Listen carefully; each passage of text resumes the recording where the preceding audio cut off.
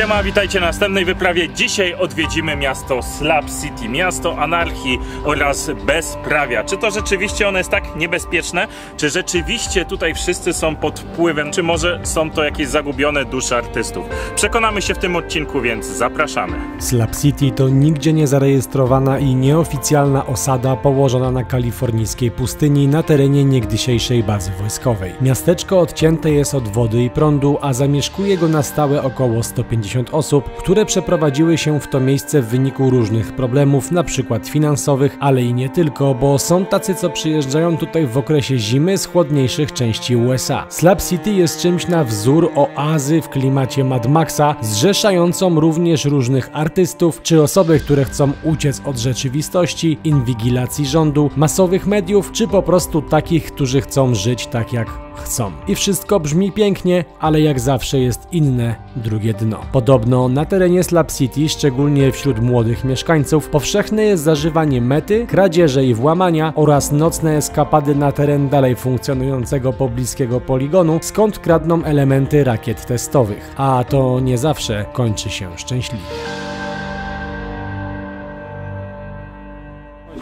Wyszedł do nas pan, właściciel tego dobytku. Czy właściciel, ciężko powiedzieć, osoba, która po prostu to zbudowała.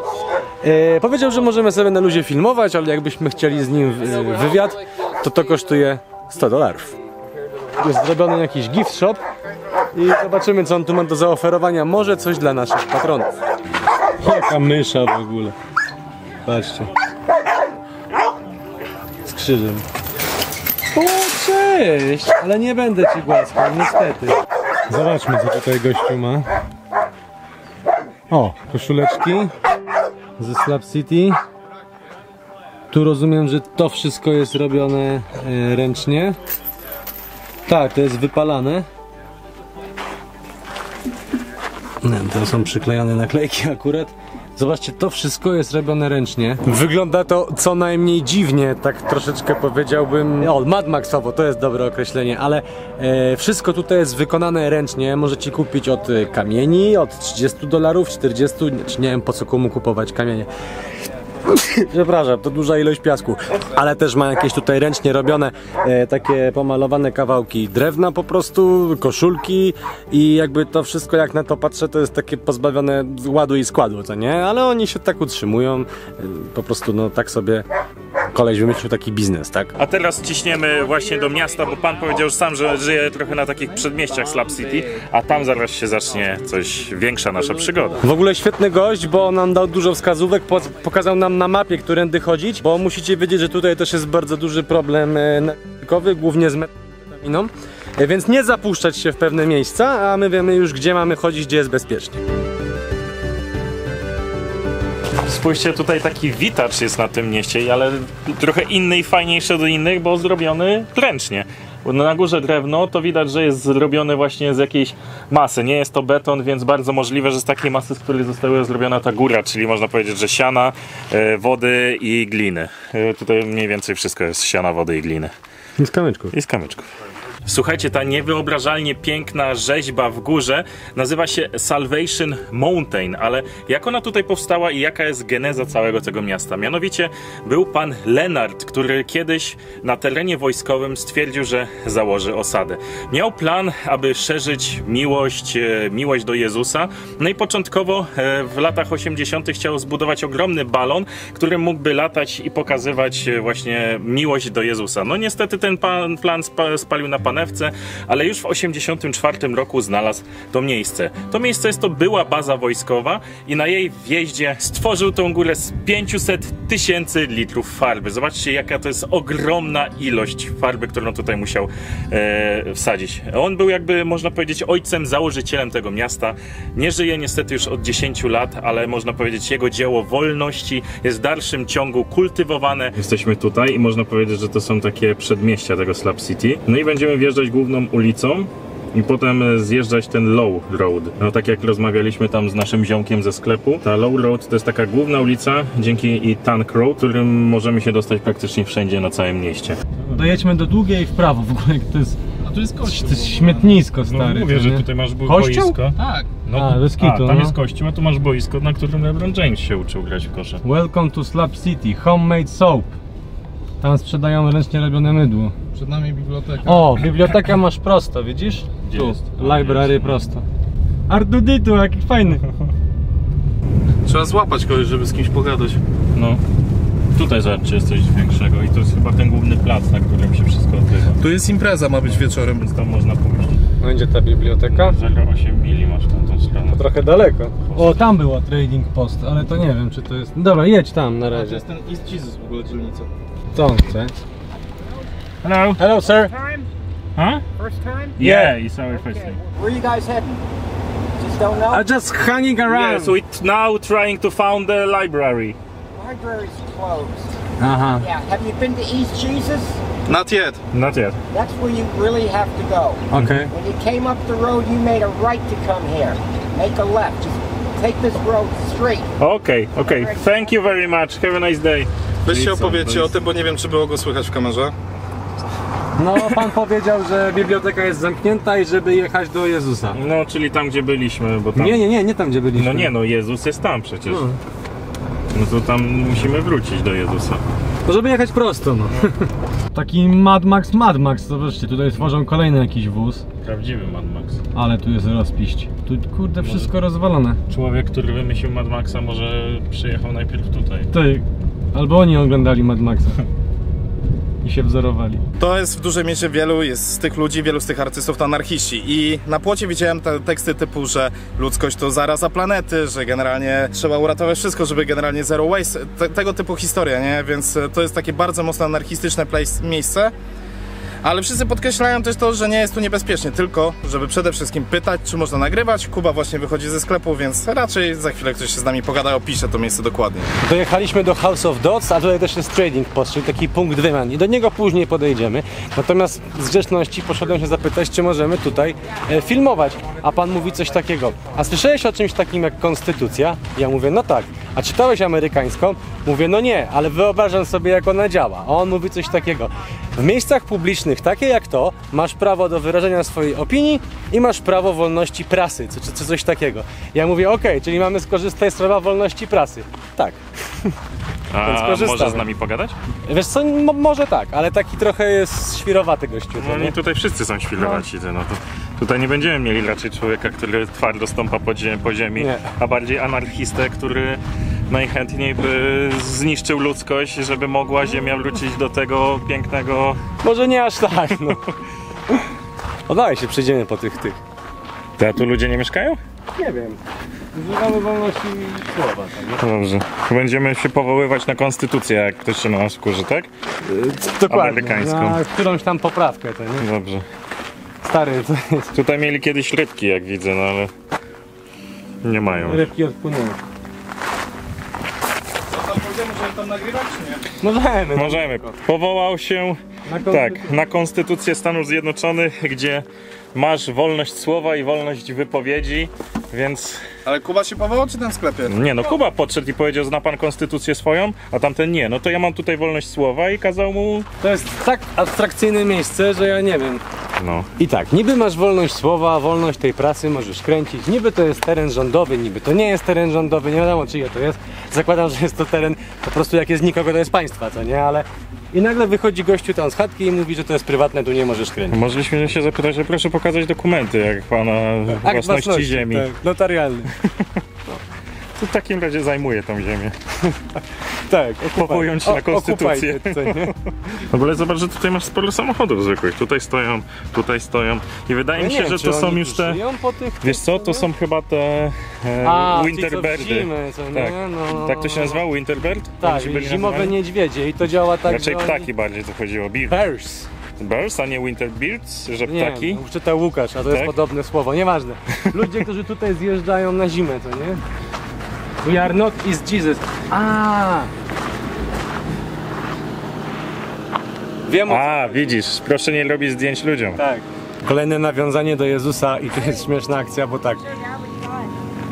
To jest art show w ogóle. Bo z boku jest tabliczka, jest napisane, że my nie jesteśmy East Jesus i proszę nie robić nam zdjęć, ale już za nami jest East Jesus, także to nie wiadomo gdzie jesteś. Natomiast o czym chcę powiedzieć. Tutaj jest East Jesus, a kawałek dalej jest West Devil? Devil. I koleś wymyślił dlatego nazwę tak dla swojego obozowiska, aby był diabeł i Bóg coś. Podstawą gospodarki tutaj jest handel specyficzny i tam była wielka taka duża tablica I'm out of weed, czyli jeżeli ktoś by potrzebował dopalenia na wieczór, to niestety tam nic nie znajdzie. Ale w wielu innych miejscach pewnie. Ale myślę, że w wielu innych miejscach znajdzie zdecydowanie. It's okay to record everything? Absolutely. Come Okay. in. Okay. Good to hear. Share it with everyone. Yeah. I'm Dot. This is the House of Dots. Okay, so you're living here? I do. Yeah. Yeah, this is my art shop, gift shop. And then I live in my art project. Okay. So you did it by yourself? Yours, yes? Everything by you? Pretty much. And how long? About 5.5 years. Oh, nice. A So lot we of can people call you bring slabbers? things. What's that? So we can call you Slabber? You're living... Yeah, I'm definitely considered a Great, slabber. great. Full year, Okay. all year round. I have a pool, which makes it quite comfortable in the summer. Yep. No jest basen. Here, Okay, you have a you pool. can get a Nice. good view of it from this direction. Okay, thank you. Fantastic. Pani ma basen tutaj zrobiony. Big mansion. Yeah, it's pretty much a big old mansion. made up of apartment. Trailers. So you And- have artistic soul, yeah? Oh yeah. And you feel the safety here? Yeah, I feel safe and I feel welcome and I feel like it's a great place for me to be able to express myself and that's where the freedom comes in, that nobody's going to come and be like, well, you can't really live like this because nobody's going to tell us that. That's the freedom we have. Honestly, here. when we're walking around here, it's some kind of the artistic. There is no like the city without the law. It's more like the city of the artists. Yeah, you can. Yeah, it's not as much lawless as people want to believe. I mean, it's not. It's Yeah. the United States. You know Yeah. what I mean? They only Yeah, put up you in with a way that you have stuff. law of the California. Yeah. Yeah, it's all the same. Everything's the same. While you're here, you may actually get some footage of some police just driving around, making sure people know that they exist. Yeah. That was really kind of propagated by the internet more than anything. That like, you know, Yes. just one person says something and the next thing you know, we're all shotgun wielding addicts. It's like, Yeah. what? It is a true. It's a sell something and. Or We do, like, just like America has a problem. Yeah. But the good thing is we have a lot of people here that are here to support you in getting sober. And we even have AA meetings that go on right here in town. Yep. And when people are ready to change their life, there's people here to help. Heard the story about people who get the scrap from the military. Yeah, is this true? That's actually one of the oldest fashioned ways to make money out here. I actually have some of those parts if you'd like to see some. Yeah, sure. Yeah, so they go out there and they grab up that scrap and then sell the metal off of it. These are some sort of an ejector thing where this tells you the funky. elevation, right? For like a big bomb, big thing. Probably an illuminator. They shoot one thing that shoots colors and then the stuff goes behind it.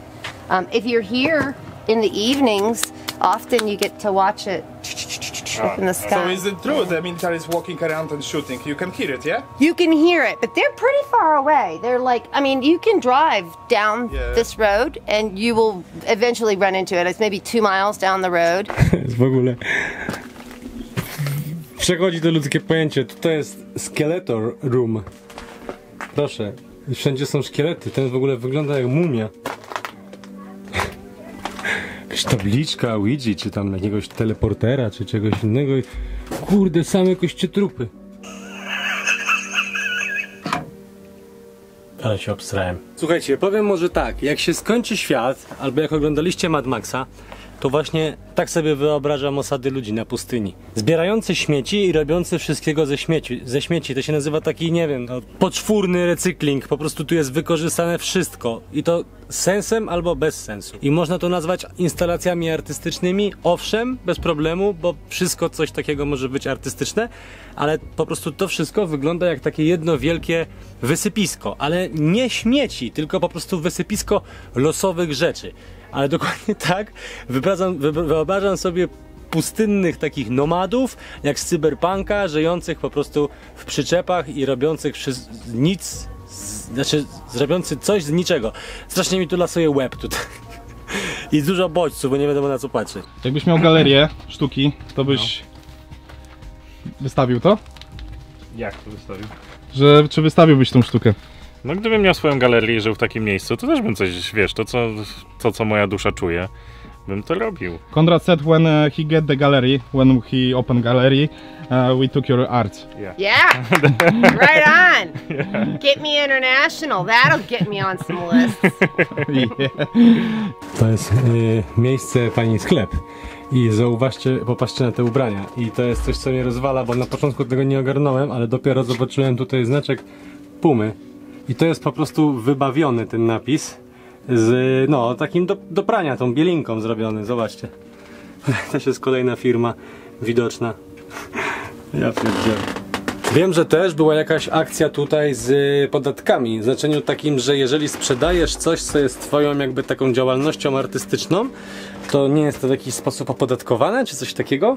I oni tak po prostu tego unikali, co nie? Natomiast pani powiedziała bardzo ważną rzecz, że jest coś takiego, że wszyscy uważają, że to jest bezprawia, a prawda jest taka, że obowiązuje tutaj po prostu prawo takie jak w Kalifornii. To miejsce jest tak abstrakcyjne dla mnie, że mój mózg po prostu nie jest w stanie tego pojąć. Czuję się trochę jak na śmietnisku, no nie wiem. A to sztuka wszystko. To jest sztuka, której nie rozumiem, kompletnie jej nie rozumiem. No normalnej też nie rozumiem. Sztuka to jest coś tak jakby to powiedzieć, abstrakcyjnego i nie bezwzględnego, tylko na zasadzie, że może być to cudowne i zajebiste, a może być to kicz i syf, nie? Czyli racja jest jak dupa. No tak.